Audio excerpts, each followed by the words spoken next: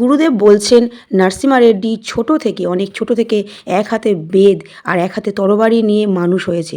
ওকে আর কেউ রুখতে পারবে না, ওকে আর কেউ থামাতে পারবে না। জলের নিচে বসে নরসিমা রেড্ডি ধ্যান করছে, নিজের ধ্যানে নিজে নিমগ্ন হয়ে আছে। এদিকে নায়িকা এসছে মন্দির প্রাঙ্গণে গঙ্গা স্নানের জন্যে। তো নায়িকা গঙ্গা স্নান করতে নামলো। গঙ্গা স্নান করার জন্যে ডুব দেওয়ার পরে নরসিমা রেড্ডিকে দেখতে পেল।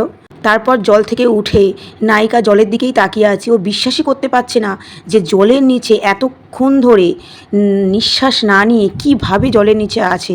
তাই তিনি ব্রাহ্মণকে জিজ্ঞেস করলেন। তখন ব্রাহ্মণ বললেন উনি হচ্ছেন নরসিমা রেড্ডি, এটাই ওনাদের প্রথা, জলের নিচে নিমগ্ন হয়ে ধ্যান করতে হয়।